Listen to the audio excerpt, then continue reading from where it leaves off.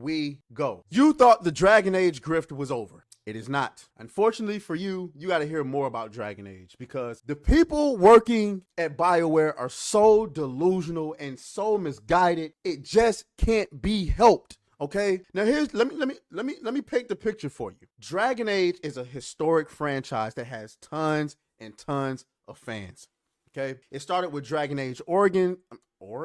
Wow, hold up, nah, I can't let that fly. Dragon Age Origins. Wow.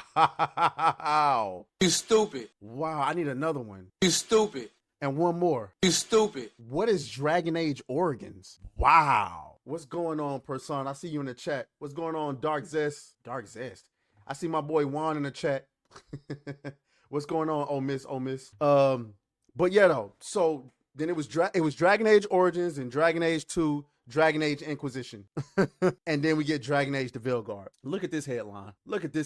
It was never going to match the Dragon Age 4 in people's minds. God damn it! I fucked that up. God damn it! You can't make this shit up. You can't make it up. You cannot make it up. Why would you want to make if you were making a game that wasn't the Dragon Age in everyone's minds? Newsflash, you idiot. The Dragon Age that everybody had in their mind is based upon 3 different Dragon Age games that came before it. So when you think the rest of the world has a clean idea of what the hell Dragon Age was supposed to be, and you decided, nah, we're going to subvert all of that.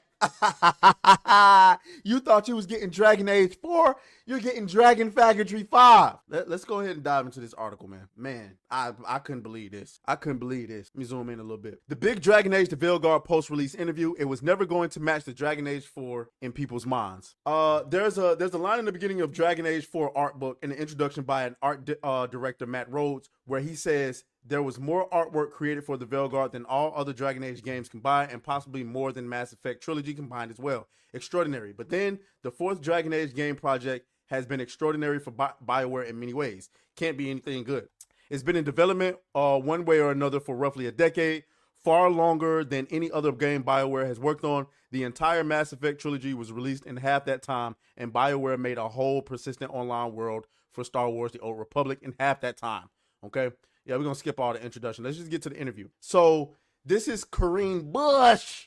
Man, you know what? I need to find out. Where is it? Before we go ahead, I need to get my sound. No, I don't have it. I thought I had my Trainee Demon sound, but I don't have it. Okay, sorry. You know what I was going to say. All right, so here's Eurogamer. It says, we're roughly a month after launch now, so some of the dust and nerves have settled. How did you find the launch period as people's opinions and reviews were rolling in?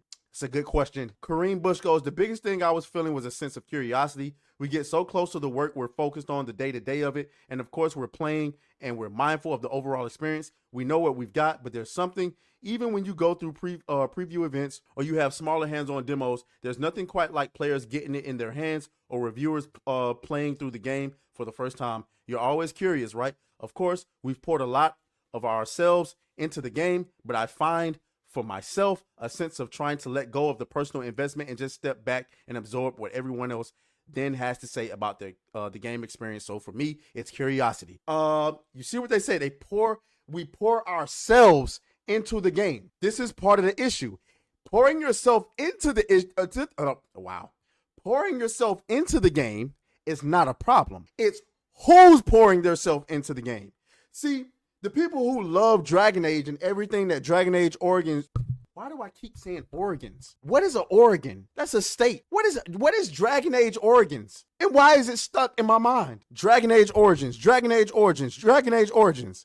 Damn. Dragon Age Origins, Dragon Age 2, and Dragon Age Inquisition. Okay? If you're fans of that, pouring yourself into Dragon Age 4 would be a good game.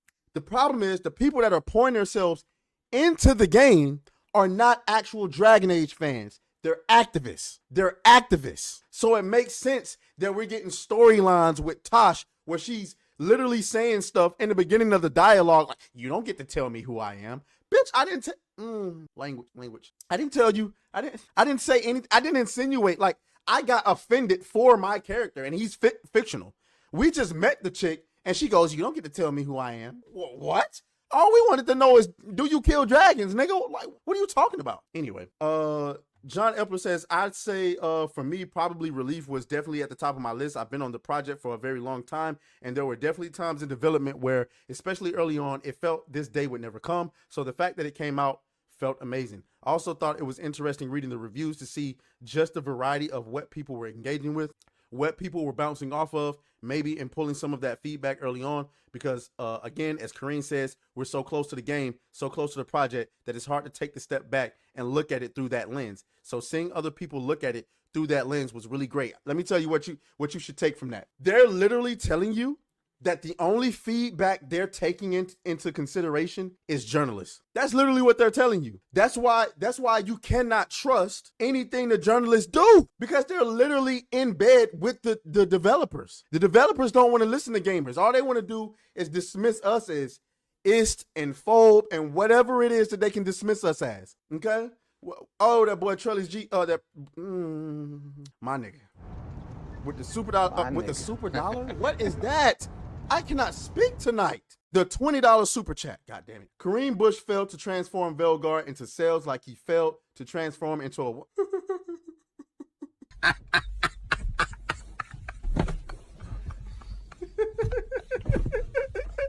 God damn. Boy, you foul as hell for that. You foul. You are foul for that. Failed at being a master of disguise. Boy, you insane for that. Didn't it surprise you at all how divisive reactions to the game were? Did you expect it? Bush goes, isn't it interesting?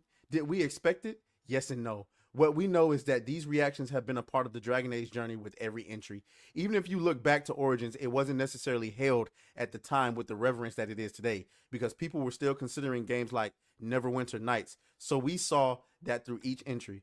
It was more so this time than we were braced for, but we did expect it. I also think that comes from reinvention. One of the unique, I often call it challenge and opportunity of the franchise, is that it does reinvent itself with each entry. So I will give Kareem Bush a little bit of credit there for avoiding the opportunity to come out and attack gamers. I am going to take notice of that, okay? That was a perfect opportunity for you to come out and attack gamers, and you didn't do it. Shouts out to everybody in the chat. I appreciate y'all for being here. I'm going to get to y'all comments in just a moment. It does. I find it fascinating. All of the installments have been significantly different. Bush says, right? It's inherent in the DNA of the game. And what that means is you're going to have a diverse player base in terms of what parts of the IP resonate with them, what Dragon Age means to them, and ideally, you're creating an experience that is really clear in its direction, but also has something for each entry of fans. That shit doesn't work. Did you gain any fans from Dragon Age the Veilguard? No, you didn't. You didn't. And I guess that's why, where is it? Where is it? Boom, boom, boom, boom, boom. Is it on? No. Is it on Fandom Post? Where is it? Well, goddamn. Did they move it? Ah, here it is. Here it is. I guess that's why y'all out here dodging questions about sales. I guess that's why y'all dodging questions about sales.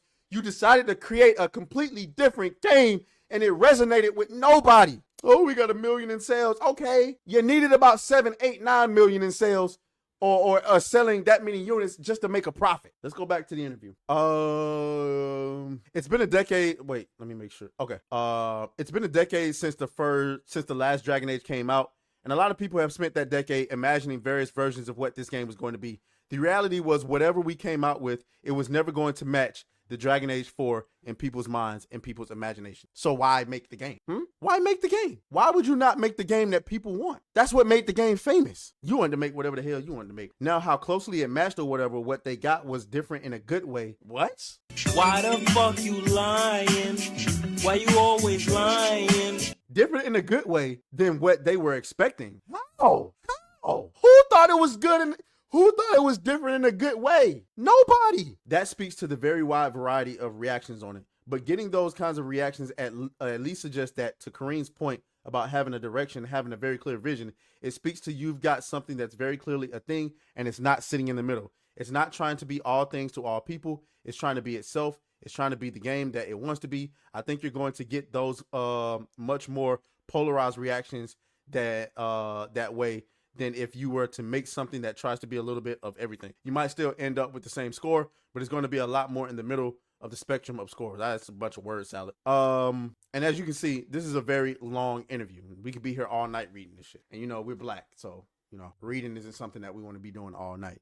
So there's a whole lot of cope here. It was never going to be the game that we wanted it to be. When you have a really good IP, because we've talked about this before. We talked about this in the context of Ghost of Yote, right? Or Ghost of Tsushima. When you make a smashing new IP, do you know how hard that is? Most people just go to sequels and franchises. So when you get a really good new IP, you double down on it. You don't switch up the damn formula. You only do that when the original formula stops working. What if in the middle of making the original Krabby Patty, Mr. Krabs just said, as he fed people these burgers, and they were like, oh my God, this is amazing. He's like, yeah, you like it? Yeah, we like it. Yeah, you like it? Yeah, we like it. My leg. Then you come back the next day to the same restaurant, and this nigga, Mr. Krabs, puts a pizza on your table. It's still the Krusty Krab, is it not? It's still the Krusty Krab in name. You're like, hey, Mr. Krabs, hey, tell you and that spongy ass nigga back there in the back, I asked for a burger. This nigga, Mr. Krabs, looks you dead in the face and says, listen, you bigot. I was about to curse, but I didn't do it. You bigot. We don't serve burgers anymore. We serve pizza. Krusty Krab, yeah. Pizza is the pizza, yeah. For you and me. All in your ear. And you came for a burger. Where do you think you going after that? You going to the chum bucket. You're going to the chum bucket. Why? Because while the food might be trash, at least the food is consistent. It's consistently. I can find something on that menu that I want and I sort of like, and I know it's going to be there tomorrow. It's consistent. Get these Dragon Age folks up out of here, man. Get them up out of here. All right? Get them up out of here. Once again, thank you, Trelly C, for the $20 super chat. What y'all up here talking about in these comments, man? Fuck you.